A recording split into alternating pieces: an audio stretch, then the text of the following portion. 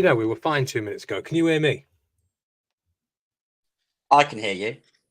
Oh, it's just Alex. He was literally... There we go. Oh, there we and go. I'm not out. Oh, I thought you were going to roll the credits. I was sitting here patiently waiting for. There we go. We Can you hear me now? Yeah, Oh. yeah, I can hear you now, mate. We just did a whole 2 minutes between each other going, how's me mic? Can you hear me? Yes, no, yeah. And then we all got it right. And then as soon as you went live, it stopped working.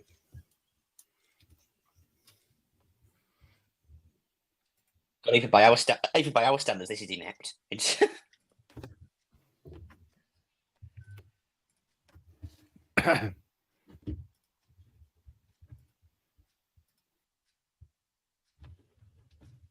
gone. That's it. I think I've been That's sick a bit now, dangerous. Is leaving me and you here, mate. That's a bit dangerous, isn't it? Yeah. So I don't know what to do because we'll get into trouble if we try and take over again, won't we? Should we play Where is Sam? Where are you today, Sam? I'm at Mum and Dad's in Yorkshire. Where's Mike? In Sutton. At home, where I live. Hello, everybody. Is that better now? I had a little. Yeah, I got you now, mate. Yeah. Perfect. Well, we can hear you and see you. We'll leave other people to make up their minds if that's better. But I don't understand why he's coming with all the heat. Is everyone? You've got 3 weeks behind us, Sam. What are you going on about, mate? You're still answering the question we asked you when we first logged on. Has everyone got over being a Coventry City fan for 15 minutes? Unbelievable. Unbelievable. If everyone's to case study how VAR ruins football, that's it.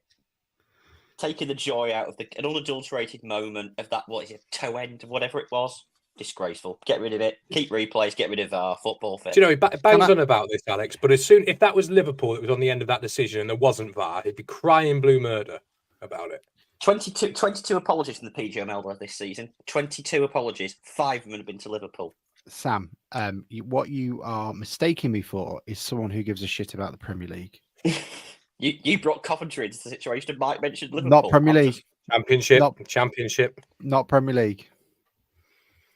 Well, we're here hitting you like Lance Stroll into the back of Daniel Ricciardo because he drives like your grandmother. Welcome aboard. We are officially safe. So obviously party streamers are abound. Open Top Bus Tour is ready. The details are coming to you soon. What a glorious season we all get to bask in. And Bruce has finally risen his head. So what we tend to do is at about 11 o'clock in the morning on a Sunday, I forget we were meant to do a podcast. I asked the question to our group. How many people are in our group, Mike? I think 8. I asked the 8 people in our group who would like to join us. 3 people usually respond to me. Everybody else has died. That is Mike, Sam, and Bruce. It's worse. There's 10. There's 10. Yeah, and 3 people respond. But I think Jack's do you know what? the world, so. I think I might have to do a Dave Artell end of season chat. I'm sorry, lads, we're not renewing your contract for another year. And you know who you are if you're listening. Me and Sam. Yeah, actually. Do you think the guys in the WhatsApp group that don't come on? They don't get. Well, what's happened is because they're on the bench, they're getting better. It's the whole Harry Clifton scenario all over again. They're getting better, and the Ricky or Pike. The longer they're on the bench, the better they're getting. So who's going to be a big season like Alex Hunt's going to be? Because inevitably he's going to become the next big thing again in the summer. Who's that? Thankfully, I didn't hear Sam's question. Yeah. Did you, Mike? I heard him say Hunt, but it sounded like something else when it broke up. So we are going live to Jeremy Hunt in a moment, or whatever else you call him. Let's have a look. Let's have loads of people saying hello. Say hello if you can do. If you listen to this live, you can do pop a comment in on the old Twitter and Facebook and YouTube. Do put it in. Tell us what you think. Sam's died. Well, if you're listening in the future, like Sam seems to be. Exactly. You can give us the lottery results. Bruce wants to give his apologies. He isn't here. We would like to thank him for attending, though, just briefly. And thank you for coming, Bruce.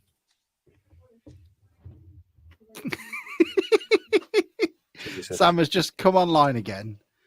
I can see everybody who's not in the call. That's just worse. Right, I'm going to We've now got a dodgy. It's like a dodgy video call he's making to us. I'm half expecting him to ask for £5,000 because he's been locked up by some bad people. He's been locked up by some bad men. Matter of life and death. Send me $5,000. Well, I'm too busy dealing with Angela Rayner's account, so you know. Now we've sorted out all the mics and stuff. Should we go live? We are live. We've been live for 6 minutes.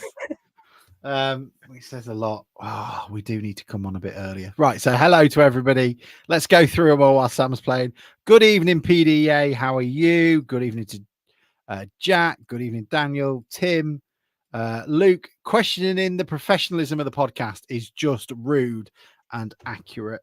Ben, great to see you on as well. To you, Grimbo, and Stuart. And Andrew talking about a Verstappen ball fest. That's, most of us. Andrew Niles. Hello, Andrew. How are you?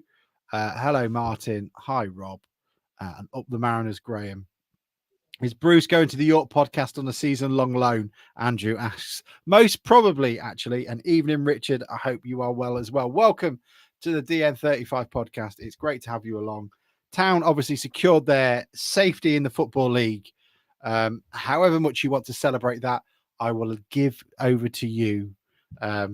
We aren't going to go into it too much. And the only person that is standing in the way of a ripping yarn on going through grading every player, like I'm trying to think of a mean school teacher of any TV program. Mr. Feeney from Boys Meets World. Though he wasn't that mean. No idea. But Mr. What was Greg Davis's character in Mr. Gilbert, wasn't it? Oh, yeah, Mr. Gilbert, yeah. We'll go like Mr. Gilbert, like grading everybody's results for the season. But we will do that next week after it's all done, because apparently that matters. We don't want to, we might see some of them at Crawley, I guess. Simon, I am going to Crawley. I've given up tickets to Twickenham to come to Crawley. I won them in a competition and I didn't even know I had entered it. So there we go. I'll be there. My ticket arrived this week. So I have not bought a ticket. I assume I can pay on the gate. I just think next week after a dead rubber, it might be quite a short Sunday if we say we lost to Crawley. Good night. Isn't that Danilo Orsi good? Yeah. Just have a look at him. He's all right, isn't he? Oh, right. Well, is Sam coming back? We will find out in the end of this wonderful theme tune, which I'm not 100% sure I'm going to change. Open wide for some soccer! And now the shipping forecast issued by the Met Office on behalf of the Maritime and Coast Guard Agency at 1130. Go! At 1130. I don't think I've ever wanted to be in a stand more than my life around there. They're going crazy. Hey, they got a penalty here. They've been fish flying about there. There's no tomorrow. What a magnificent piece of football! A really, really good goal. You can't make it straight like that.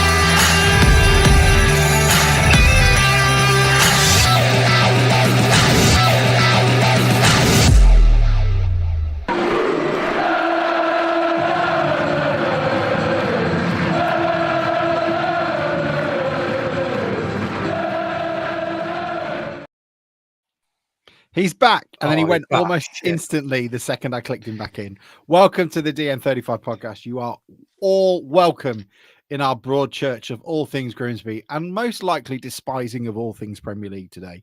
The Mariners secured their safety, as I've said about 5 times, but let's milk it. Let's celebrate it. What an historic occasion for this 147-year-old club, who spent the vast majority of its time in the first and second tier. We survived the 4th tier. Football is brilliant. Everybody's going great. But all sarcasm aside, it was a pretty interesting victory against am I being too harsh to say a much depleted Swindon team? No, I don't think that's harsh. I think for quite a period of time, Swindon have looked quite bad. They've picked a few results up recently, but they've been in free fall, haven't they? And they were playing a 16-year-old at centre half, I think. So I don't think that's harsh. I think just in terms of the game, my view was we were quite nervy, and that came across quite a lot watching the game. But I think it was a typical performance which we've done for the last 12, 13 games, where we weren't as good with the ball as we should be and need to be next year, but we were all right without it. And that seems to be the story of the end of the season, how we've managed to keep ourselves in this division, is being good without the ball. First half, there's lots of chances, maybe 2 real good ones where we should be in the lead. But it's just that carelessness and that bit of finesse and final pass and final shot that we needed. Second half, I think it went much the same. But I do think bringing on Ainley and Andrews changed that game instantly. We won the ball a lot higher up, a lot quicker, broke quite well, and deserved the win, I think. Without being particularly good, I think we were the better of the two sides. I think we had 21 shots in the end to their 4. So as nervy as it was, I don't think Swindon really did anything other than pass the ball about a bit. And we took our chances when we got them. So, yeah, we could have been going into the final. As it happens, Sutton conceded a late equaliser, but we could have been going into the final week having to be maths teachers and trying to work out connotations of 3-0 losses and things. So thankfully that's done and we can move on from the season. Just one more game left. Sam, before I come on to you for your opinion on the game, Rich Scott says, last time I saw a pair of curtains like that, I was waving goodbye to my granddad. What were your thoughts on that game before you have to roll someone into the crematorium behind you? Well, let's just see if the tech holds up this time. I've rebooted my router. That's where I've been. Well, was the problem were the curtains not closing at the time you needed them to? Was that the problem? It kind of takes away from the majesty of somebody's life if you happen to come along and tug them along, I guess. I don't know. I'm talking about my curtains. At least it's not my hairstyle.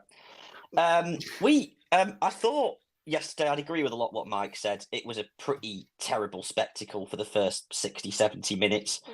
Ainley, when he came on, showed more quality on the ball than our midfield has done all season, basically. Because, I mean, and I thought Liam Smith, when I saw right back bursting through last, I thought, oh, bloody hell, no chance here. But he took it very well. Equally with Donovan's goal, I thought Baton Besher's shooting from there, given you had the I thought Donovan generally ran the channels well. Harry defenders made it hard work for them. I quite like him, generally speaking. It's good to get it done because the prospect of us going to Crawley next week, needing something, given they need something to finish in the playoffs still, with Danilo Orsi ready to extract his revenge, probably was a terrifying thought, frankly. So to go there with a kind of complete dead rubber, be sort of relaxed about it is much nicer in isolation. I'm sure we'll talk about the season as a whole later on or maybe in future weeks, but on your race today was a poor game. Reflects a lot of what had happened in the last few weeks in terms of not a lot going on. Sam went then. Sorry. There was at the very end, but I got the gist of that, mate. It was perfect. I don't think there was much difference between Tuesday and Saturday.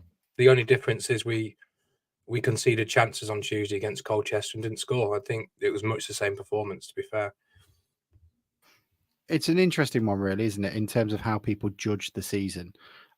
People don't necessarily take much credence to the points gained at the very beginning of a season, nor do they do the same at the end, but it's the ones in the middle that count the most. They're all 3 points.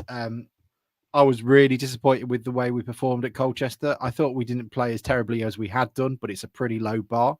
And we should actually probably talk about the Colchester game. We haven't had a podcast since.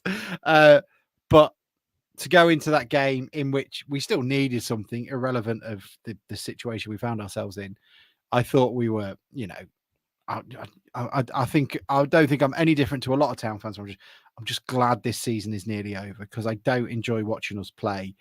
I think as a fan base, we're very kind on the team at times, and it does feel a bit underrated at times. So as long as we pass the ball to each other, I think we all applaud quite politely.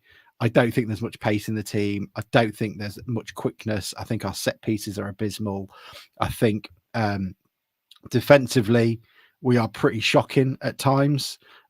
We lack that focus and we lack that fitness level, which is suggested in the way that the games end. What was it, 8th? I thought we saw if the game's finished after 45 minutes and almost rock bottom if it goes from the second half. And the Colchester game showed that lack of focus, considering there were especially, and someone actually said this, why do I keep saying it? There were 440 people there on a Tuesday night in Colchester. Even if you're in London, Colchester is a hell of a long way to go. It's further than you think.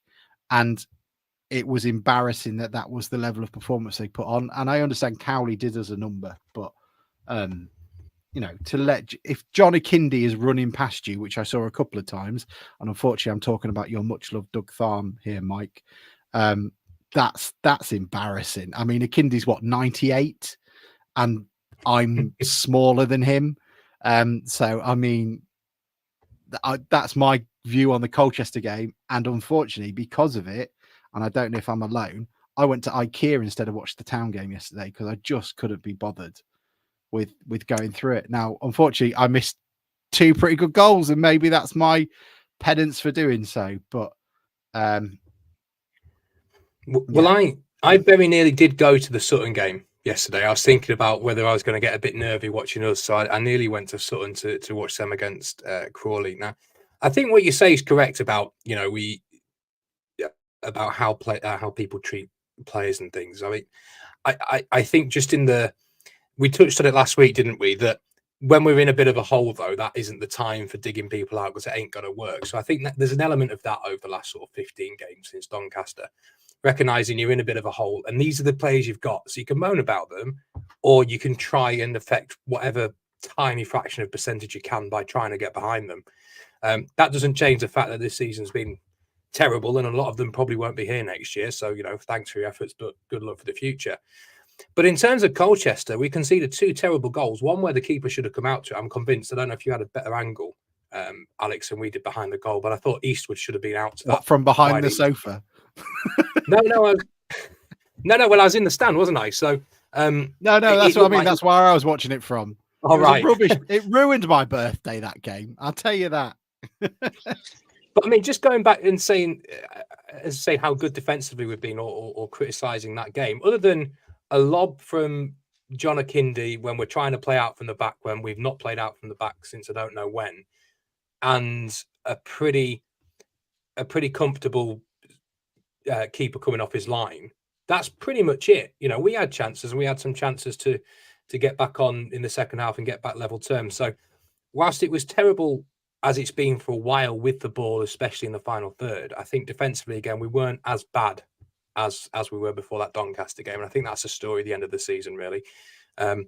We've tightened up. We've been a lot better. We've become resolute, but we're just not good enough going forward. Sam had muted, so I assumed he was going to chime in with something. It's either that or he's on a delay.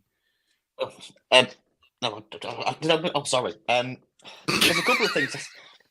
He wants to talk about the Harrogate away game now, doesn't he? Yeah, probably. Sorry, what I was going to say, Alex, is you didn't watch yesterday and we won. I went 6 months without attending a victory. So if that's anything to go by, then you've got a long wait. I've just got to say though, we give we give Yap Stam. I didn't play for Manchester United in the 90s, mate. We give Stam quite a lot of grief, and rightly so on this podcast. But his dedication to the club shows that one of two things: A, the entire political party that he works for is now on hiatus, so he can go up and down the country following his League Two team. But also, it is second to none, and I applaud you for the dedication you show to the club, but not the country. But at least, hey, at least you're not locked in that room ringing for $5,000, isn't it, mate? Not the bloody one, yeah. Were you the person that picked up the call, or was it anti-lunch? No, nothing to do with. Don't drag poor Auntie Lunch into this. She's never worked for the Conservative Party. Here's a question for you, Sam. How many games are you at this season, mate? It must be a lot. 32. That's just nuts, mate. That's just incredible. Well done. Well, Andrew now says Sam is dedicated or I possibly think that's not. fair. Sam is dedicated up. I think that's both. Sam, I think you can argue that one. Sam both ways. also doesn't have a life, doesn't have kids, lives on his own with some flatmates, and has nothing to do on a weekend. My flatmate's been to more town games than you this season, Mike. No, he hasn't.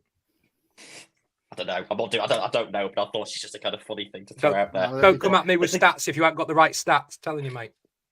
What was the Colchester game? Sorry, I sort of reminded me of that crap run in the conference. In the conference, we didn't play much worse in the crap run than we did when we were winning loads of games at the start of the season. The Barrow game on Good Friday was like that. We just kind of conceded a couple of tame. He's gone again, isn't he? Or is that me? Yeah, I'll be honest. You're having more breakups than Taylor Swift. Dear oh dear. But no, can you hear me again now? No. Hilarious. But it certainly laid bare some inadequacies. Jake Eastwood isn't up to it, is one of them. I mean, this thing about coming out off his line, I noticed a couple of occasions yesterday where he makes the defence nervy because of the way he just sort of gets caught in no man's land and doesn't know whether he's coming or going, quite literally. And that undermines everything you're trying to do. So that's a flaw in his game.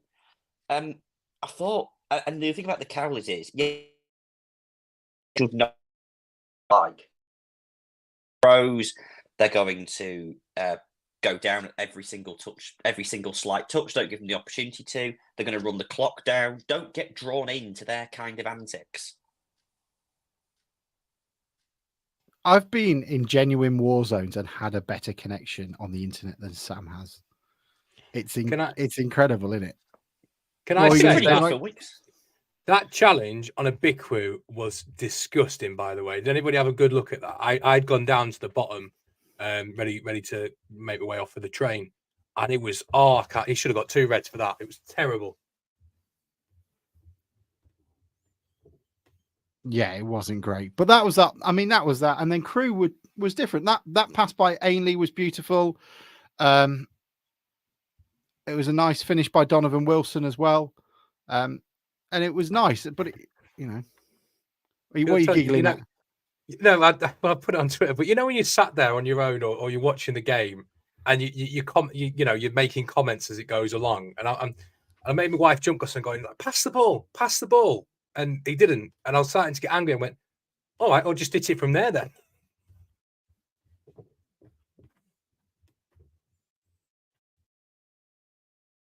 You need to unmute, mate. I'm just a shame I can't put a picture on Sam's face. He says he's going to just do audio. Yeah, so, I've tried sitting near the router to see if that fixes it. That's fixed it before. Is it? I think what he's not showing what he looks like because he's probably got the router balanced on his head. I mean, visually, it's better, Sam. It's better visually, not so much audio. That's mean. I've already made that joke tonight. Mean. That's so mean. I didn't have anything to say. I was just doing an audio test. Nigel Devereaux says Colchester's first goal was shocking from our point of view. Take the foul and move on, but we just allowed the player to go past us, no problem. A couple of others coming through. Do you have a list of players contracted for next season? No, Simon, but Cod Almighty always do a great contract tracker that you could check on. Grimbo wants to know, who do you want to go up from the National League playoffs? Grimbo, can you tell me who is in the National League playoffs? And then I'll give you an idea. The National League don't know who's in the National League playoffs. Oh, that's an absolute farce. So those of you who haven't caught up on it, Gateshead, who I am not a massive fan of, I still haven't got over that playoff semi-final defeat where 15,000 Geordies turned up pretending to be Gateshead fans. They're not allowed to go up because their stadium's a shithole and they can't secure a 10-year lease on the stadium. It's not even that. They've got a 10-year lease. They couldn't secure it before March. It's as simple as that. They didn't secure it in time. It's ridiculous. Karmic retribution. Well, I guess they lost their club, so I assume they got the retribution then. But I don't mind being in debt to it. No sympathy. I saw him throw himself to the floor. That second yellow for Scott Nielsen or whatever it was. No, absolutely. What even a Craig Baxter, it was called, who sent himself into orbit. What even a second yellow? It was a straight red. It was the worst decision I've ever seen. Bar that Sutton thing, I'm still not got over it now. 10 years on, and I'm still furious. I can see it right in front of me now. He screamed, and he. Thank you, angry AI. Am I being slightly biased that I think Widrington's Aldershot should have been in there instead of a team getting a bye? Well, as someone who lives here, but the problem is that they lost to Dorking and they lost to somebody else in the bottom. You can't do that when you're on that sort of run. We all know what it's like. There's no forgiveness. You just have to keep going. And I do feel sorry for Tommy and the team because I can understand. I'll be honest. There are a couple of people in the Aldershot team I would quite like us to have. So I imagine they're going to get picked apart. Yeah, Tommy, if you're listening, don't accept any calls from the Grimsby area code. Yeah, no, thank you, Tommy. I've already given them a report on who to get. And I assume you'll just come back and go, mate, they've already gone.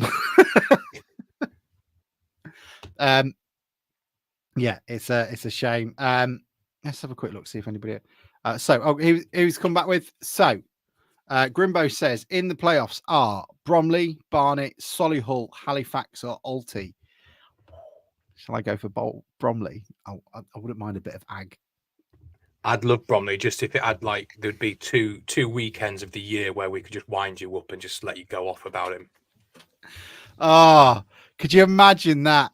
Sorry, I've been asked to make a point, actually. They are building a roof for the away end, which means at least when we lose next year, Alex, you won't get piss wet through again. I'll just be there off. I will spend the entire game, especially if we're behind there, just offering him a pie throughout the half. There's a lot of speculation he's going to go to Stevenage, though, isn't there? Apparently, so that would be a match made in heaven, wouldn't it? Well, basically, they're the same manager, aren't they? Overweight. They don't need to change the outfit. Hey, hang on! Not all fat people are the same, Sam. Yeah, that's Mike isn't completely horrible. That's right. I'll be in the running next. To watch. Yeah, I mean, it'll be interesting. I mean, I would quite like Barnet, obviously, is a good away day. I don't want Solihull. I don't want Alty. I guess you guys up near Grimsby wouldn't mind Halifax. I would give my right arm for the pontoon to be their away end. But, anybody had Halifax. I hate them. Our record is terrible there. We never did anything against them. Keep them down. Let's go with Barnet or Bromley then. What are we going with? I'm going with Barnet because then we can all do another weird away day, shall we? Anyone but bloody Bromley. I'd like Barnet because it's a decent away day. There we go. There we are. So Barnet, we'd like Barnet. And I think they've been all right this season, haven't they? Anyway, they're those guys coming through. We've done that part. Have we done Crewe? Have we done Swindon? I'm thinking of shit teams in Division 4 in red. Have we done the review of the Swindon game? We usually lose, so. There's not much more to say, is there? It was a poor game. We took some chances when we got them second half. We're staying in the league. It's about it, isn't it? Massive props to everybody who went. Blundell Park once again packed to the rafters. Been served up nothing more than tripe all season. 440 of you going to Colchester. What was the attendance yesterday, Mike? Sam? I'm not sure. 6-4. Apparently, our average attendance this season is higher than it was last season. Laughably. Yeah. It's incredible, the dedication that fans are showing. That if we could do that as a player of the season, the fans would be my player of the season. It's been outstanding. It really has, and massive, respect to everyone. To go. Word on John Tundra leaving, of course. The voice of the Mariners is hanging up his microphone after 40 years, and I can only give my respects to the man. It has been terrifying at times listening to him because he always makes it sound like the ball is on the Grimsby goal line, even if it's kickoff. But he's been my voice as well. Do you know? I'm so pleased. It's going to be really weird listening to town commentary without him. But I'm so pleased a couple of years they started letting you go to France to watch the games, because when I used to listen just to John, I just had this vision they were passing it along our 6-yard line for 90 minutes. But I think that just shows you, though, how much of a fan he is. He's like all of us, there's the emotion in it and what have you. He's not immune to it. I have that Simpsons, when they're doing that the halfback passes to center, and then they go to the Latin American commentator who's like, "Stop, no!" That's what Tundra is to me.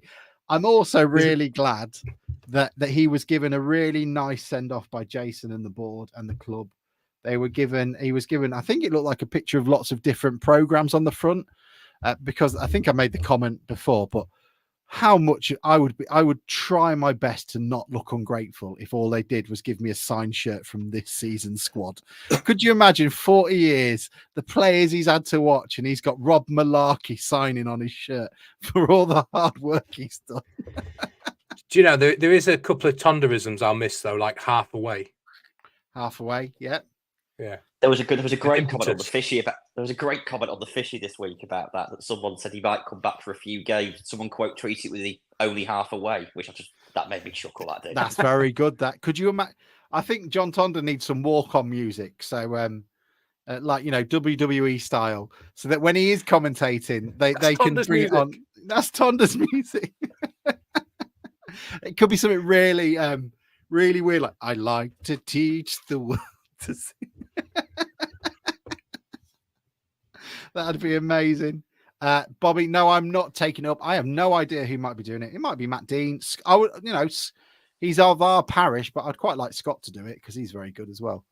I mean, could you imagine you doing it?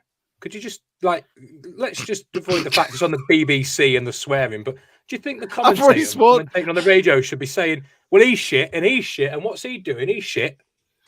What would you play Bromley, mate? What would you do to play Bromley? And the Grimsby Town commentator has left his commentary box and is hitting Andy Woodman over the head with his microphone.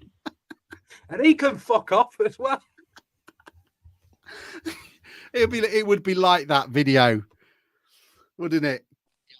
Get him off. What's that one? I can't speak. Who's the bloke from the rugby league commentary? It was diabolical. Get off. Send him off. That was diabolical. Send him off. It's a disgrace.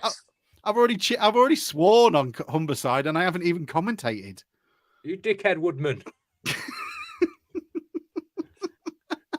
Because I love you, Alex, but you can be one of the most ranty people I know. Could you imagine?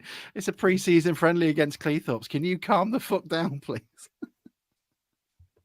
Oh, Wayne Clark with a beauty. John Tundra's walk-on music should be Half the World Away. Yeah. Half away. There we go. Perfect. Mark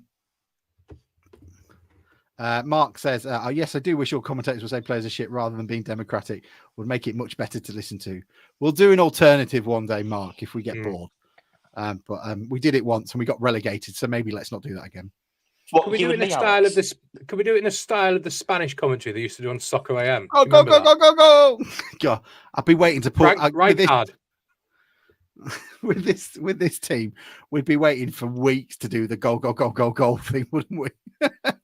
Sorry, but actually we did it. So, sorry, we can't start the second half commentary yet. Bruce is still in the pub. Yeah. Do you know what? We made this. We didn't make it for Max Croker. We made it for Max Wright. After he scored against Wrexham, I thought his season would explode. So we made it for him. And we never got to play it.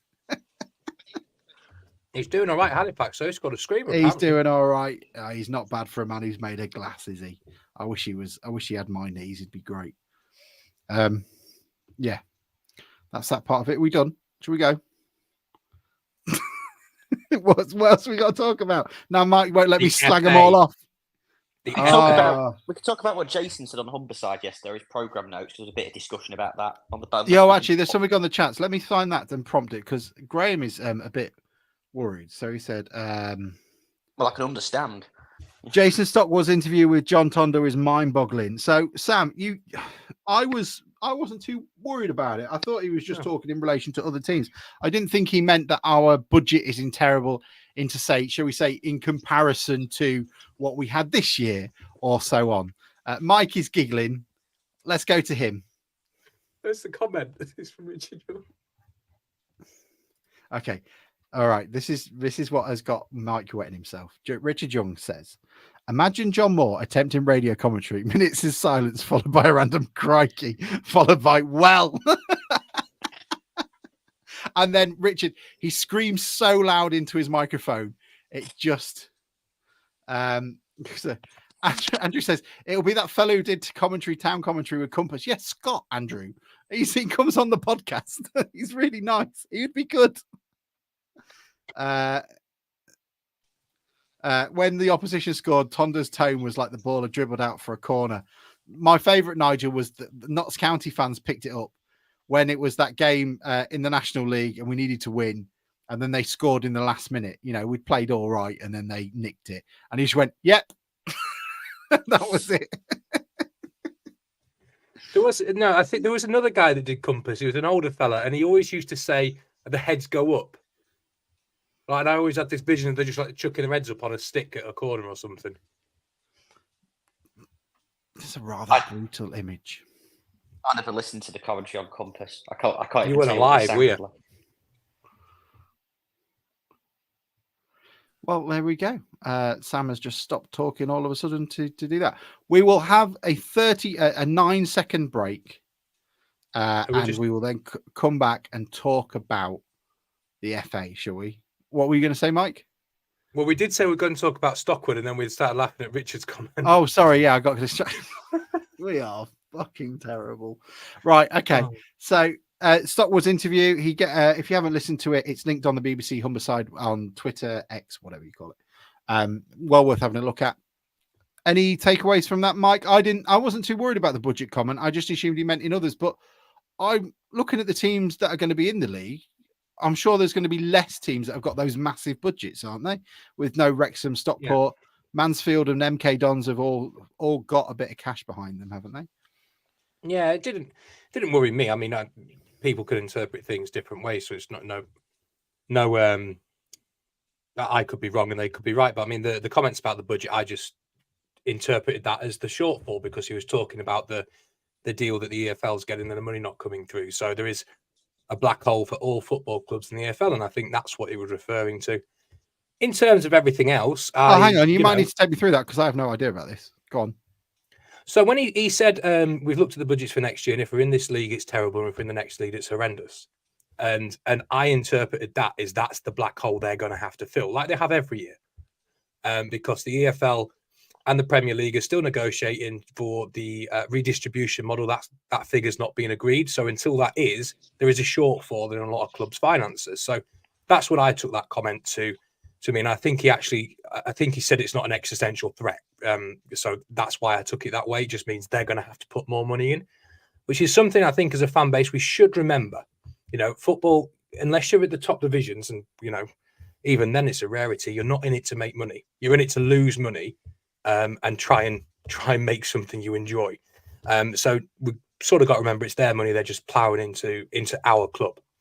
But in terms of everything else he said, made a lot of sense to me. It seems that Paul Hurst was given a lot of sort of rope, and he eventually hung himself with it in terms of bringing in players and playing to a style and it not happening. So he took some ownership of that.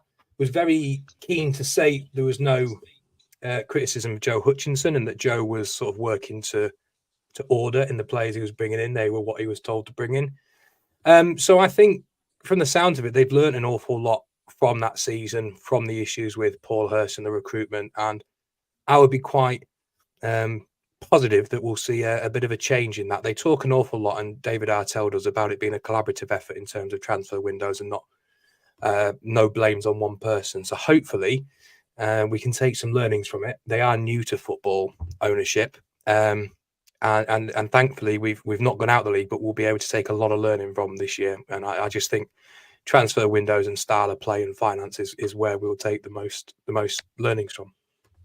From the interview, he all but blamed Hurst for where we were, and put almost the responsibility of and you know, you can't disagree with that. We've been strong defenders of Hurst. He's done quite a lot for this club, but the players he signed this year have not been adequate and they haven't been up to it. And for whatever reason. I'm not sure why that's happened, but you can't disagree with that. I don't know about you guys. It's unless Sam's got something. I don't know if he's there or not. I am here. Yeah, I'm just listening. I was just going to say, in terms of bringing in players, it's something we've discussed quite a bit this season. Is individually, especially at the start of the season, you looked at most of the players that came in and you thought they were an improvement, and it just hasn't worked putting them all together. He came up with an analogy about ingredients for a meal, and you're cooking the wrong meal with the wrong. Yeah, he basically turned into James Acaster doing the Celebrity Bake Off. But that makes sense to me. All these players, if you went through them individually, there's not many I'd say they're shocking or to the level we've had before. But I think just as a whole, they don't work. But they just don't work as well. You've had them a season, they don't work. Thank you very much. Off you go. But as a collective, they don't work together. And I think that's a very good sort of way to look at it from Jason. Is we've gone out and bought what we thought was better, but we haven't been working to the right sort of recipe for what we want to do on the pitch. And he used the expression with Paul is that we kept being promised it was coming, and it never did. And I think that's where we were at the time Paul Hurst left. It was like, where's this? We've brought in these good players. Why are we not playing this good football? And it never happened. It was fairly clear from what I heard about it that the sort of, I don't know whether it's an extreme thing to say this, but I think if they had their time again, they may well have dispensed with Hurst a lot more quickly than they had done, because they sort of basically said that Hurst wanted to. The analogy I think more was kind of like Hurst wanted to bake bread, knew how to bake bread, but the owners told him that to basically bake a cake instead, and he tried to, but he went up to it. And as a result, we ended up with this hodgepodge of a squad where we've got a few sort of flary players with sort of grafters and gritters, and you've ended up with this fiery take on Hurst as town manager. Either way, what I would say is it's kind of, we're all very good all here laying into Paul Hurst. We've got we're not laying in, Sam. We're not laying into it. We're just dictating back the interview. But to say, they're basically blaming Hurst for all that's gone wrong. We've not heard his side of the story. We've only heard one side of the story of making our own corruption. So yeah, people will go throw Sam just loves Hurst. But I mean, when I say that, I mean, a little bit. Do you need to hear his side of the story, Sam? We all watched this side of the story for about 15, 20 games. It was quite. Don't make me watch this season again.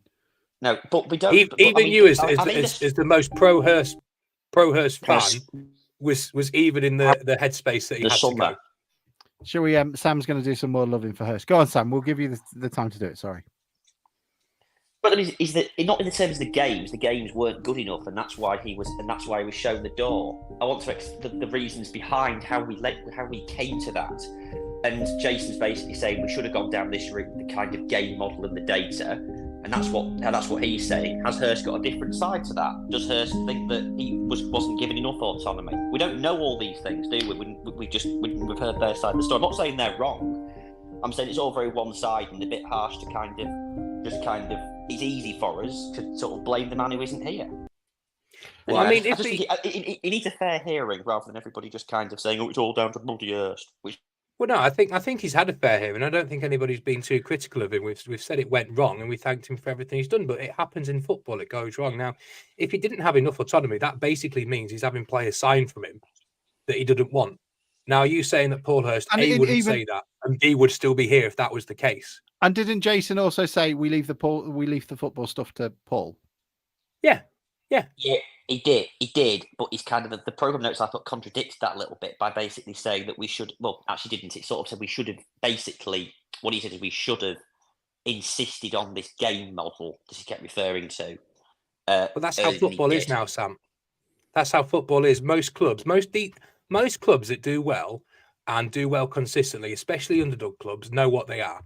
So if you think of a Brighton or a Brentford or teams like that, they recruit, they use data because that's how they get an edge. And most football teams that do well play to a consistent formula. Can I ask you a question on that? I'm saying it's to do with did they leave footballing matters to Paul? Of course they did. Paul Hurst wouldn't have stayed. Can I also ask a question? Can I ask a question as well? If every team is using data, how are we anyway ahead? They're not. We're just on the same level as everybody else, aren't we? Yeah, but they're not Which all mean- using data. Most of them are, aren't they? No, because I it mean, costs a lot of money to use it well. I don't. I think most teams use data now. You're telling me some of these teams in League Two are using data as well as they should? Are Forest Green using data? Probably not. Come on, the money that Dale Vince is putting in, you don't think they're using data? Well, he made quite a big statement about how he just trusted the managers to make the signings over the last 2 years, and that now he's got Steve Cotterill. Steve Cotterill will be the person that's responsible just for getting the players. Isn't that quite a similar conversation that Jason's just had? Isn't that what he was saying? Well, no, because what our style or how we want to play football, it doesn't matter who the manager is. We want to play a certain way. And we have people in recruitment, we have people in the coaching staff to play that way, and then you're hoping that your youth team levels are going to get players and mold them into a way that plays that way. If you just keep changing your manager every year, what you're saying is, right, don't care how you want to play football. You want to play football that way, right? Go and sign another 20 players that will play that way. And we've done that consistently for years. We had that with Big Knot, Slade, Jolly, Holloway. Managers that play football completely differently. Aren't we about to just do that again? No, because we brought manager in to do the That's way no we different. want to do it. But that's I guess the point, the argument against what I'm going to make is that, well, if we could stick to our convictions, and then the next manager after Artell is exactly the same, but we are just about to do exactly the same thing we've done, where we've got all Hurst players, we're going to get rid of Hurst players, and we're going to bring in new players. Now we're going to do it under a different model, but that's no different to what we've done before, is it? No, and if my argument is, I would say 80% of clubs use data. It depends on what data you're using, I guess. Let's go down the whole Moneyball route, where you're looking for the on-base percentage, that magic number that can show you, and then you've then also got to look at the characteristics and the personality of the player, and that's David Artell's job to do that. And there's also an argument, isn't there, to say that it's quite a kind of miserable one, this, but if everybody's using data, as you sort of say, and then we're still Grimsby with a pretty sort of lower half mid-table budget, out on a limb in the middle of nowhere, why do we save the money on using the data and give it to the manager to kind of spend, because we're still going to be kind of faced with the same issues where otherwise it's the same level play, it's the same playing field, it's just different. No, because it doesn't. I mean, firstly, in terms of if everybody does data, then we have to do it to be on the same level. Now, you will not convince me. I'll agree that you'll not convince me that other teams do it. I'm sorry, I don't think they do. I think the investment we've had off the pitch in this side of things is probably what Jason and Andrew think is going to be the thing that progresses us, getting that little bit of a head start and getting us up the league by having that niche that other teams don't have. So yeah, and also in terms of what you said, Alex, about we've done it before. Well, yes, that is true. We've done it before, but this is different. Wherein we've never said we want to play football this way. We've just moved from manager to manager. Hurst to Artell is the first change they've made, and at the start of that journey, they tried to enforce a way of playing football. That didn't work, and they've changed the manager into that. Instead of just bringing in, like, if they brought in a Cowley in January, then that's just a massive change. What they've done is we've got rid of the manager that can't work to this specification, so the next manager we're going to get is going to be able to work to this specification. It's the first bit of the journey. They've not been doing it for 10 years and keep getting it wrong. It's the first change they've made. I'm not disagreeing. I'm just playing devil's advocate on this one. I don't want you to get upset about it. Outside now. Fight. But yeah, I think I don't agree with you. I think most players use data to some degree. We might have more data than anybody else. We might have found, Joe Hutchinson or the data guy in there might have found an incredible OBP thing, doing the whole Moneyball thing with, and he's working with Michael Barry and everybody else, and he's just has got it sorted. And we're going to have this incredible thing where we bring in a load of players who look like they can't play football and can. But it'll be interesting to see. It feels a bit like the B Cup thing, which it helps solidify and support what we're doing, but it isn't a destination, if that makes sense. It's just part of the journey. Just one last quick thing is I think the middle ground here is that most teams probably do use data to a point. What I think we're trying to do is use it more. So we've brought in the 21st group, so we've brought in an outside agency. We've brought in a director from Saudi Arabia who works in this field. So I don't see a lot of League Two teams going that far down it.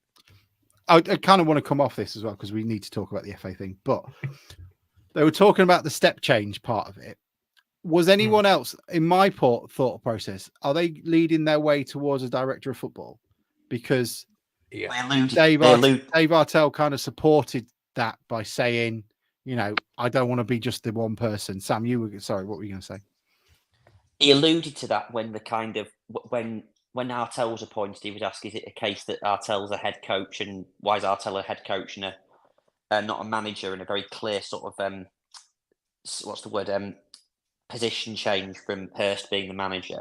And he basically said that going down the director of football route is a kind of long-term ambition, is the expression he used. So maybe we are at a situation where we're at a director of football, or maybe the director of football is the head of recruitment, and we're just kind of giving different head titles. But this is the way the game's going, isn't it? I've got no problem with that. One of the reasons being is, say if Artell does a fantastic job and he goes tomorrow, it's only him going. He hasn't brought his own team in. So Ben and Sean are still here.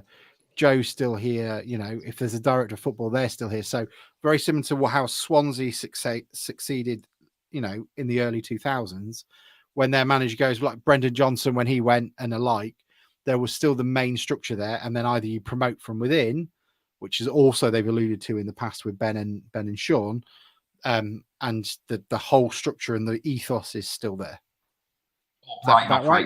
Or Brighton operate now, whereby all the players in the recruitment structure didn't leave, and Potter to De Zerbi has barely been noticeable in terms of standard drop off, and all the player sales as well. Can I just say as well, I'm not usually good at defending people, but I think Joe Hutchinson gets quite a lot of stick. Unbelievable. No one else in that club. No one is going. What's the name of the strength and conditioning coach? Considering we've got eighth in the first half, and then rock bottom in the second half. No one, I don't know his name, and I'm, an above average reader of content of Grimsby Town. But Joe Hutchinson, who provides Greg Howard, thank you, mate. Shake a leg, Greg, Jesus. And then, Joe, he proposes players. It's the manager's decision to make those calls. It's like providing someone with a short list for Football Manager, and then you pick players that are different. I just think he gets quite a lot of stick. Yeah, I mean, I defended him last season. This season, I'll continue to do. I think I know we want to move on to the FA Cup, but just briefly, I think we decided that probably only Conte looked about the only signing that Hurst hadn't had a relationship with, and Hurst previously said he didn't know about him. Now you look at that signing, might not have worked on the pitch, but it's brought us a lot of money off the pitch. And then Artell said, the signings we brought in January were on the list already, and he went over them and he decided which ones to get. So the work's already been done. And every signing we've brought in, maybe a little question mark over Hume, but I don't think he's been terrible. I think every signing we've brought in has been decent. So, full credit to him. And Dave Smithson just saying, look, Stockwell said in the pre-interview on Saturday that Joe was no way culpable for the summer's problem recruitment. And I probably agree with you there, David. And I just think, people have asked, who do you lay the blame? I think someone came up with a question, but I won't scroll through. Sorry. So I missed you. I apologize. Who came and said, look, who do you blame for this season? I mean, I'll be honest. Paul Hurst has got to take a lot of the blame, and the players have got to take a lot of the blame because, again, we will have this conversation next week, but I'll keep bringing it back to it. The season in 2009, 2010, they got 43 points and spent most of that season, by their own admission, pissed off their heads. And we've got 6 points more than that so far. With all the money, all the resources, everything that's available to them and what they can avail themselves to, the players have just not been anywhere good enough. And I think a lot of Town fans have got fed up of that shit. And I think these players are treated harsher than you remember how adoring people were of Peacock and of Conlon and whatever. I think Town fans have got sick of that shit. And I've just gone, look, if you just like, there is a little bit, we keep getting it as well going, are you off the leash? Are you going to talk about it? Are you going to talk about, I think there are going to be players that get, in comparison to that, undue stick, but I still think they do deserve a lot of grief. But there we go. That's the closest I'm going to go to going off on one today, Mike. Okay. FA Cup. They would go off on that. Yeah. My dad is coming in saying there is something seriously wrong with the infrastructure of the players, training staff, and other. We'll find out, shall we, Dad? You can see where I get my rantiness from. Nigel says transfer window signings were data driven, and most have been decent and good, better than what we had. And again, I think Artell has earned the right to build a team in his own image. I think Thompson is a big reason behind that. I'm not as sold on Tharm as you are, Mike, mostly because I saw Johnny You're Kindy wrong. run past him. You're wrong. I'm fine. That's fine. We'll have that fight. I'm sure he's going to be great. He looks a bit much like Lance Stroll. I think that's what's getting. He looks Probably a bit can like drive Lance better Stroll. though. He can probably Combination of drive. Lance Stroll and Michael McIntyre.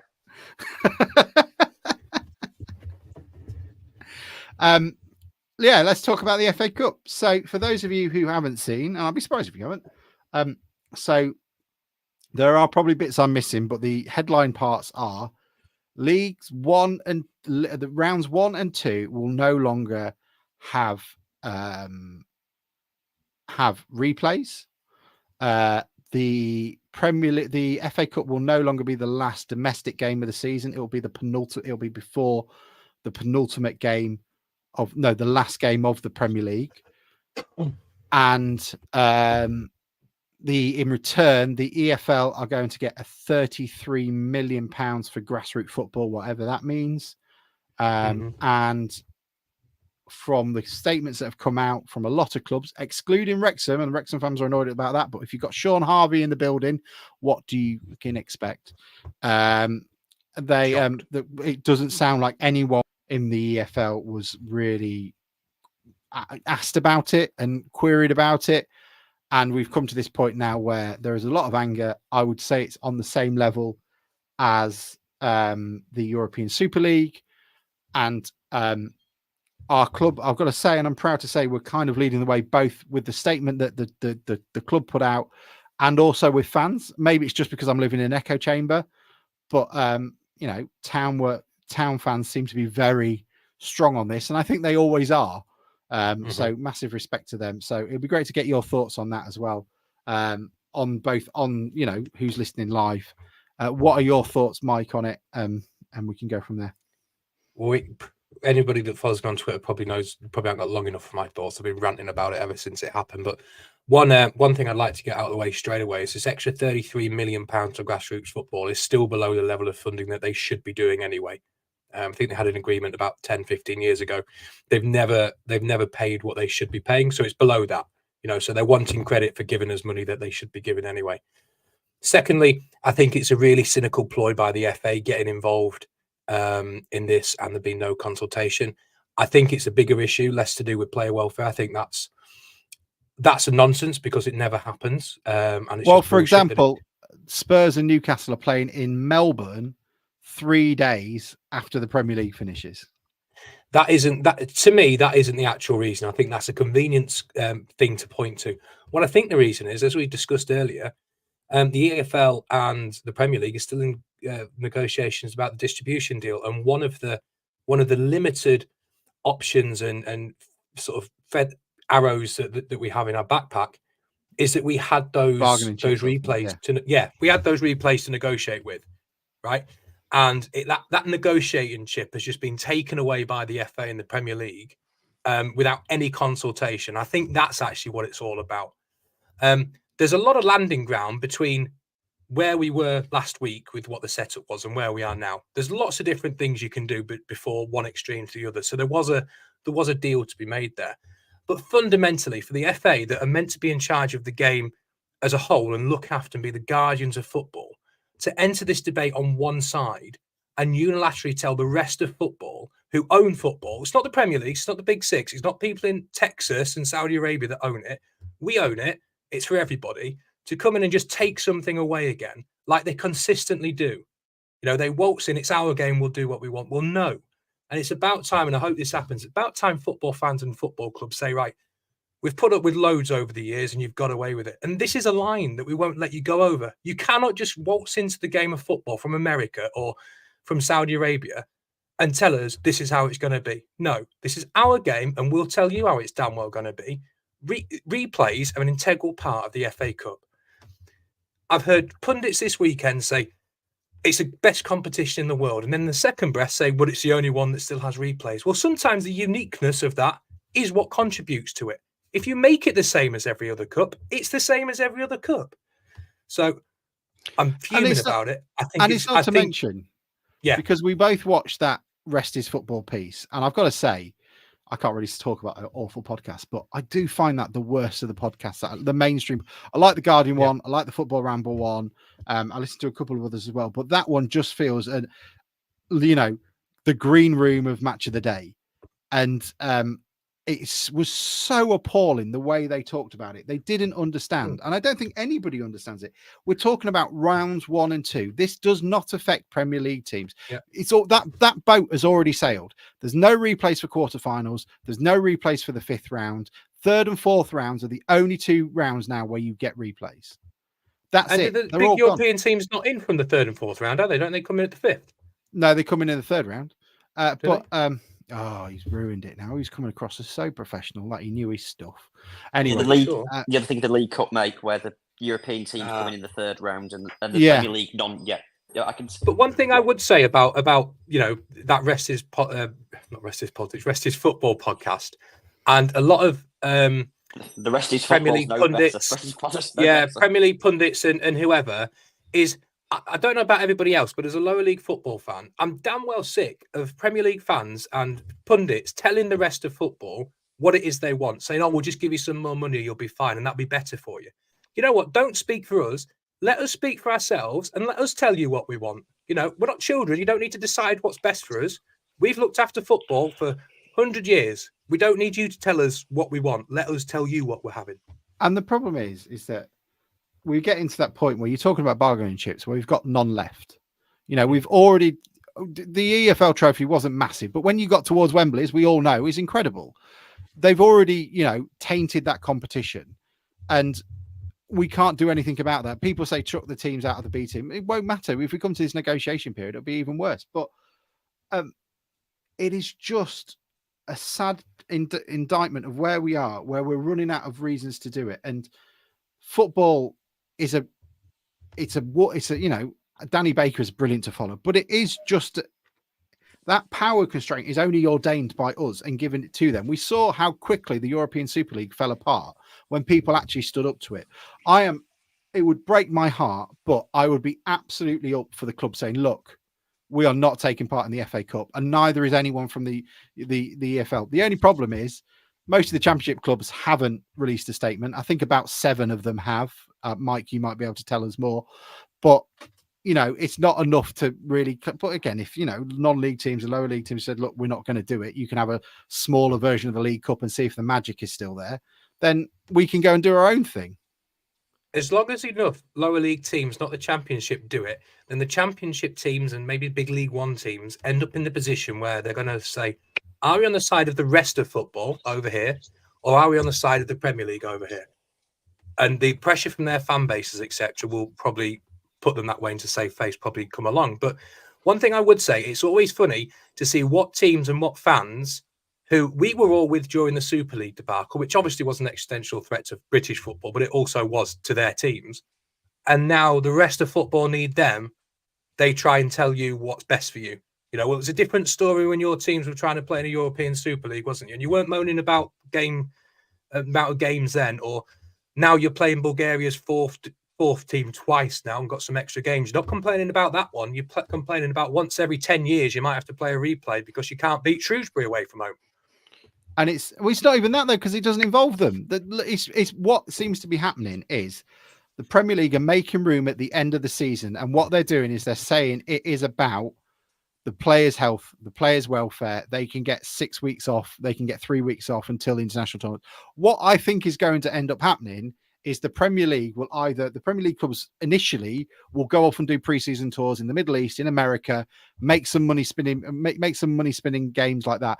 But I think ultimately what will end up happening is you're making room for either a version of the Super League, which is a 3-week tournament, or some sort of 3-week tournament that is going to be for the Premier League, where they do something like the Nations League. They divide the Premier League into four groups of 5, and then they all play a final in Saudi Arabia and make a load of crap money. I think that's what that is ending up going to be, all at the detriment of everybody else. You think of all the things that lower league teams have lost as the Premier League makes more money.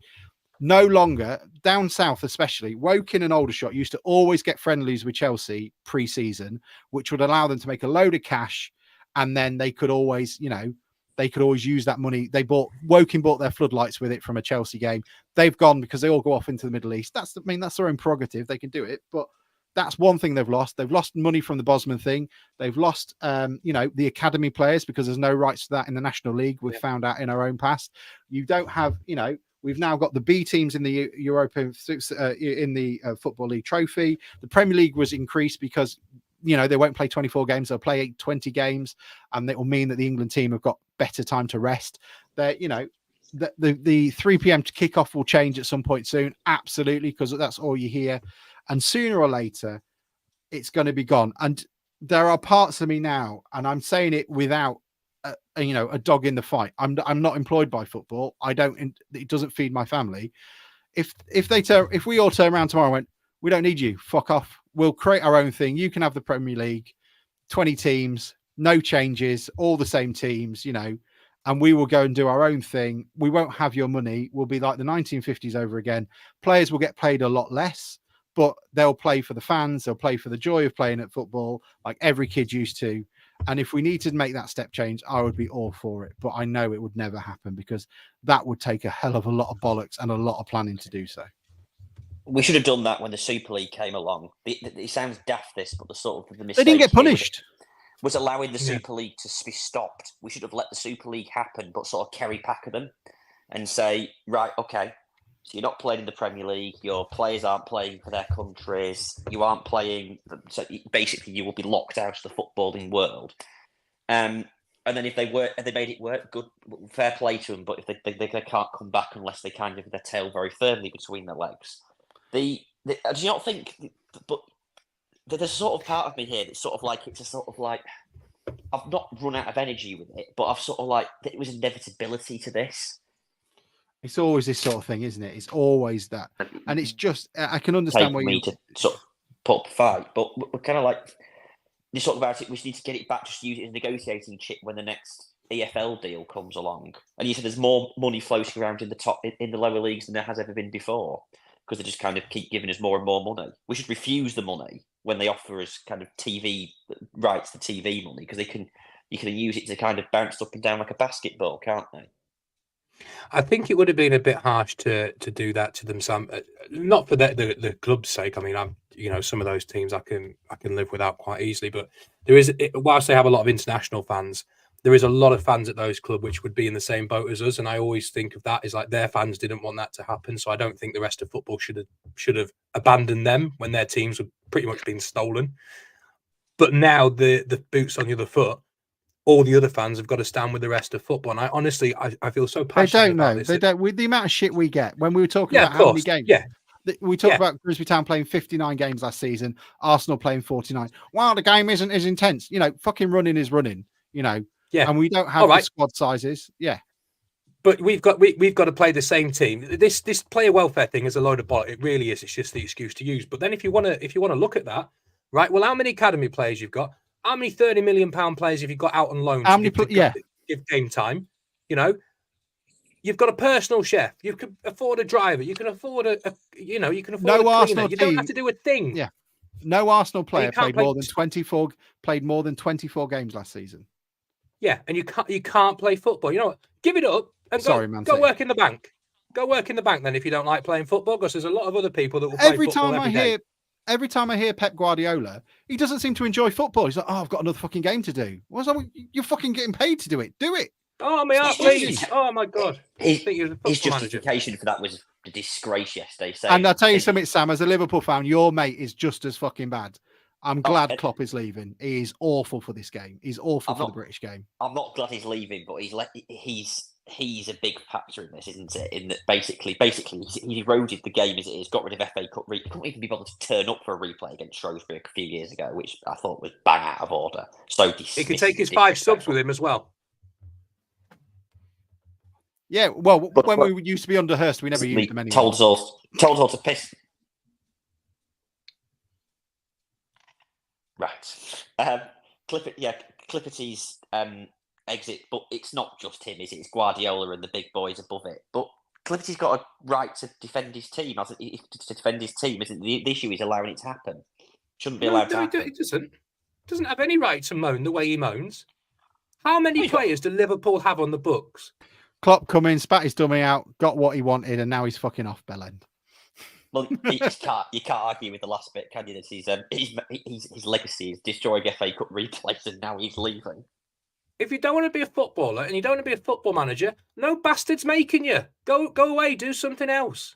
You know, there's people that work 40 hours a week, play 3 games a week, you know, and they're driving halfway across the country to play a game on a Tuesday night and they're up a scaffolding the next morning at 7 o'clock in the morning. They're fine. And Get on with it. And it's worth saying as well, lower league football is in rude health. And I don't think it is in any way a correlation to the Premier League success. The Premier League was starting to be a success in the mid-90s, from 96, 97 onwards.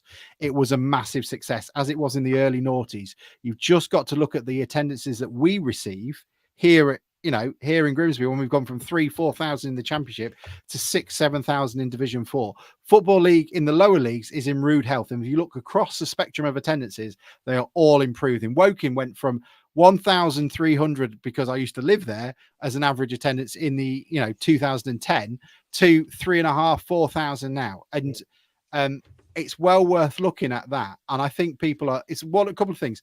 People prefer lower league football because they get access to it. It's cheaper.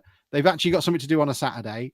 And I think a lot of people are getting fed up with the Premier League. And today was how perfectly encapsulated how important the magic of the FA Cup is than that Coventry City game when they were stolen it by Manchester United. How beautiful were they? Looked at that. Gregor Robertson put out an incredible tweet where the Coventry City fans are there still. 40,000 of them celebrating. Manchester United fans had fucked off back to make sure they watched Britain's Got Talent in Berkhamsted. You know, we know that the Premier League is the best division in the world. It just is, factually. And you're quite right. That's got a lot to do with the pyramid. It's no coincidence. And every time you weaken the pyramid, you make us into becoming more and more like a lot of the other big divisions. You look at Spain, you look at Italy, you look at Germany. Other than the odd couple of teams in the second division, I'll give you that. Some of them have B teams in them, you know. And if you go down to the third division, you know, there's one man and a dog watching them play football.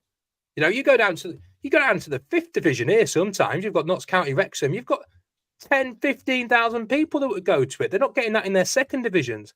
So if you want to make it more and more like those divisions, that's fine. But it ain't as good. You don't get as much money. And there ain't as many people watching it. And I think ultimately sorry. That doesn't it? In fact, it turns into a de facto franchise doing that, doesn't it? If you kind of diminish the ability of the pyramid to fight back, and they will get B teams into the league if they're not careful. This is what I think will end up happening. I think people will break away. The Premier League will create a Premier League and a Premier League 2. Premier League 2 will be full of the West Broms, the Southamptons, the Leicesters, the Leeds, Celtic and Rangers, and then also a smattering of the B teams. And then what will happen is the under 23s leagues that follow it will be that B team thing where if you finish in that, you'll get promoted into it and they'll remove the last under 23 team and stuff. That's what I think will end up happening. You'll get 2 leagues of 18 teams. Sam will be able to speak better to this just because of what he does as a job, but I'd be surprised that once the regulator's in place, that'll be something that can happen, which is why it's so important we get that regulator. If that's it. Well, I think there's consensus all across that it's going to come in. I can't see there's much opposition to it. I've read the bill. Provided they don't amend the hell out of it, which I mean, I can't see the Premier League lobbying people too much about that. We can really give it some teeth to stop things happening. And when would that likely to go through for a hearing? Is it second reading on Tuesday, Sam? The second reading's on Tuesday. It will then go to committee stage. You've gone, mate. This is the bit where you sound professional, so you got to go back. Sorry. We lost you after second hearing. It goes to second reading on Tuesday. So it goes to the second reading on Tuesday, where it will get passed without amendment, no problem. It will then go to the report stage, committee stage. They'll produce a report on it. There'll be a lot of amendments come back with that about strengthening the bill. It will have a third reading to amend whether those amendments are in place. Then it will go to the Lords and it will gain royal assent. Provided the election is not till the autumn, which is what we're expecting, it should get royal assent before the end of this Parliament. Do you not still think it's irrelevant when the election is made because it's such a big thing and such a popular thing with a lot of people? Well, no, it doesn't have to stop because everything stops. That it would get through. It would get through before in the wash report. It'd get through before the Parliament. Yeah, so it'll come back in the next Parliament but it'll delay it a little bit, won't it? If there's an election in the middle. I personally, I think they'd speed it up because it's quite a look what we've given you a football regulator. It might literally be the best thing you've done, Sam. Yeah, but that's going from Restis football to Restis politics, isn't it? So we've had enough talk about Alistair Campbell on this podcast. Not again. I haven't even got you your book yet, Sam. I've got in the Starmer one over here. I've just got to see him. Are you just going to send me there on election night while I'm in a leisure centre, just sending me and I get loads of alerts on my phone going, you have a book delivered to your house next week and so. No, sir. As I've told you, Sam, we may take the piss, but I think that stops short of literally taking the piss out of your mate if he's losing his actual job. We will stop on the night, we promise you. We'll start a week after, but there'll be a brief period. There we go. Anything anybody else wants to say about the FA thing? The only thing I say, fuck the Premier League. I hope they all burn down. Fuck the FA. Fuck the FA. Fuck the Premier League. Fuck the bald fraud Pep Guardiola. Let's be honest. He's only won anything because he's got the greatest player in the world. And then he had a dominant team like Bayern Munich. And then Man United with a petrostate, Manchester City with a petrostate money. And Chris Billingham wants a Twitter space on the night for Sam's election. Maybe we might have to the absolute last thing I will be doing on election night is doing a Twitter space. You like The Simpsons, Alex. You know all that sort of thing. What's that thing? It's like, if you stop it here, this is where you can see his heart actually breaking. Oh, he doesn't have any hope, does he? This is like him going on a first date with I'm going to go with Gwen Stefani. It shows where I'm putting. Who the hell is Gwen Stefani? Can I just? Oh no, I'm not having that. Can I just point one thing out? You know, when he was having a go at me earlier for saying, maybe we should save the season review and things till next week. And because we got too much, and he was having a go. We've done an hour and 20 minutes without even doing the last 10 bullshit minutes. Yeah, that's true. Will you be doing the podcast when the season is finished, says Martin? Maybe. We got the European Championships, haven't we, to chat about? So at least we got something we can do. We can do a bit of politics stuff to, annoy Sam. We will try and do something. I really want to get Grimsby Borough and Cleethorpes Town on and have a chat with them and the women's team. We've got some equipment. Might have some interviews and stuff on the road. Where? This is the last 10 minutes. Where? He needs a new job. Sam, all right, fine. I thought you meant with players because that isn't happening. Bruce keeps just throwing names out there. Goes, have we got any of them? No. Yeah, well, there we go. Sam, have you got anything to say before we go? No. So there's 628 people listening for some reason. What is wrong with you all? Isn't Britain's Got Talent on? That might be why you're watching. Mike? That's just anti-lunch watching. 650 of those. On 6. Like when you see those Chinese social media farms where there's just one woman on a wheelie chair with loads of different phones. That's all it is. We've got them going for us, big stuff. Well, the amount of money she spends on Sam, she must have 650 tellies, the amount of money she's got. Yeah, I could imagine. Sam. Do you know what he said to us on Tuesday? We said, is Auntie lunch with you? And he went, no. And we said, you going to eat anything? He went, well, I'll have to buy it myself then. Oh, what did you go for, Sam? Quail's eggs? I didn't go for quail's eggs. I went to Mackey's. I think I had one of those crispy deluxe things. Oh, there we go. One thing before we do go very, very quickly, can I just point out that the people that want a new stadium by any means possible and anywhere, and it doesn't matter where, go to Colchester and tell me you want a brand new stadium, but in the arse end of nowhere, because it's that would have been what the Great Coast Stadium is. Yeah, it was a shame. Don't give me that. Fucking car park with a McDonald's on it. No thanks. I'd rather have Blundell Park. Didn't even have McDonald's, does it? The down. McDonald's is over the other side of the road. Yeah, it's quite a walk. So at least if you have your Big Mac, you can get some chips on your hips. Bruce says there's no laptops for sales. He's going to be moving on to something else. We do have prints for sales though, and I'll put a discount on it. So have a look at them. If you like this little rotating picture you're seeing live of Blundell Park, we've got some of them up there. Please do buy them because it will pay off the printer and the paper and the drone we bought to do this bit. There's an awful lot of outlay, wasn't there? That printer was more expensive than I thought it was, and then ink's quite expensive. But it's do you know what? There's lots of people did it. I hope he doesn't mind. But Andrew Pettit bought one a couple of weeks ago. Andrew, you bought Danny Rose for us. I can probably send you a couple of prints for free. which was quite nice of him. But there we go. Thank you all so much for listening. It is really it is really, the podcast keeps going from strength to strength, and I don't know why you like us listening to us. We're not experts. We're not, we're just a couple of mates having a chat. But we're really keen on bringing people on as well. So if you want to, if you've got want to be a producer and you want to be in the background, sorting stuff out, or if you want to have a go at having a chat on here and doing it, do drop us a DM or do drop us an email. We will happily have you on if you want to just test your skills.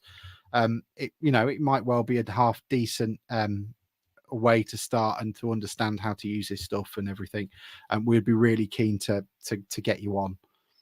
You can't be any worse than us. You can't be any worse than us. And at least you might reply to my Sunday call to arms when I ask who wants to be on the show. Who's on Sunday? Tumbleweed. Hello, Catherine. Nice to see you. How are you? That's my sister. I don't know anything else. We're saying like it's the end of the season. It's not. We will be back on Sunday. We will be at Crawley. Are you going to Crawley, Mike? I am. I'm meeting you somewhere in Crawley. I think we're going to do. I think we might do convenient. Yeah, we're hopeful. We'll meet in Gatwick Departures Lounge. It's a good job this place we're meeting is in Crawley, because it'd be a nightmare otherwise, wouldn't it? Yeah, exactly. Sam, are you still alive? Yes, I'm still here, and I'm going to Crawley. Good stuff. We'll maybe we should do. We're doing a London meetup. Maybe we should do it as a pod meetup instead as well, and we'll get everybody there. 12 o'clock outside of 5 people instead of 4 will turn up. We'll get precisely 0 more people. Can you remember when we did that cricket club thing at the start of the season? It was Hoddo turned up and there was nobody else. It was nice to do, and it was really great to see everybody. Yeah. I didn't think even Bruce wanted to come in, did he? He's like, I'm going to stay out here and watch the cricket. Are we letting rip a bit on Sunday? Are we doing the whole season review? This is the thing. Like, I don't want to abuse. I think we've abused players already, but I think it'd be nice to have an idea of where people finish and where, what we think of them. Well, I don't. I'm not gonna have a go, because I'm not mad. I'm just disappointed. So I'm really not angry. Like you've not been good enough, but you've kept us up. Thank you very much. Best of luck in the future. But bye. That's sort of where I am. I do genuinely think it's the part that I've given, because we've been in this position so many times. These players are getting additional wrath from those players I didn't give it to. That's true. Do you know? I'll ask you. Every time we've gone down or had a bad season, there's been players, and several of them that I abjectly hate and I feel hatred for. It was the Rose last time we went down, the midfielder. It was Danny Rose. Danny Rose, yeah. What the one who the 5G, yeah, senior player talking about Snow. Didn't like him, but this year there's quite a few I don't rate, but there's none that I'm like, I don't like you. I think there were players. Enough. There were players that didn't put in shifts last year, and that's my worry. It's like you don't know what's. I think it's probably unique because Linwood did that interview. And because of the stuff we've been privy to, we know what stuff has happened in the past. And we saw what Montel Gibson did, breaking COVID lockdown and having a gender reveal party. Danny Rose whinging about snow in April, saying the government is controlling it. Payne headbutting people. Yeah, Payne headbutting his own player in the middle of the game. That's man.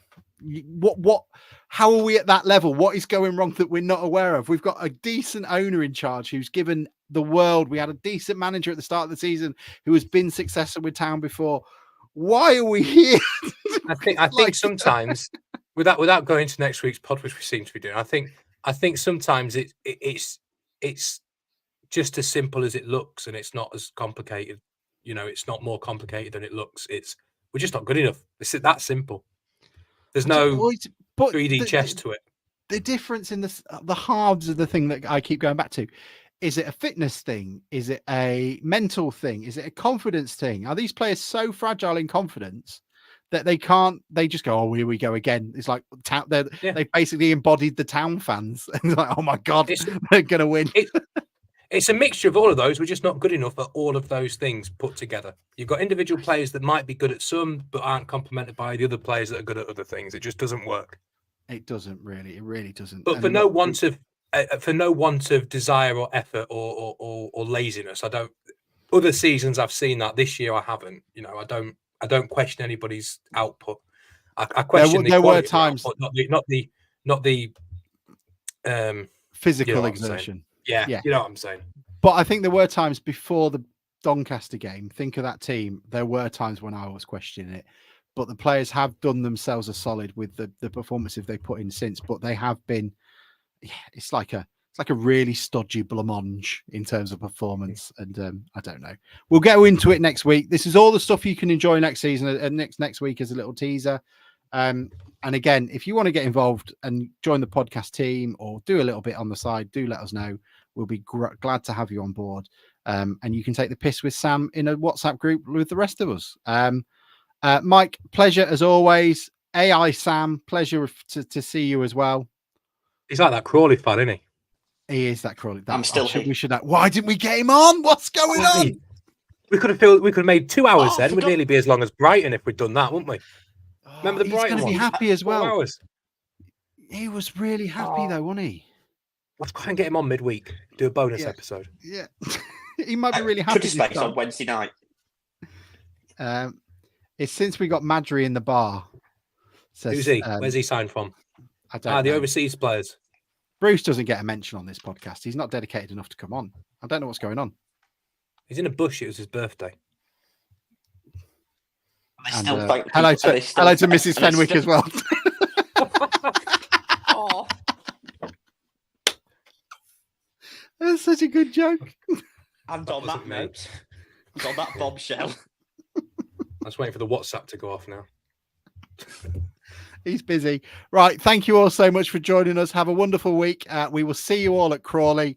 Come along. It'll be pointless, but it'll be half decent to, have a beer and watch us lose to Crawley. So see you all next week. Open wide for some soccer!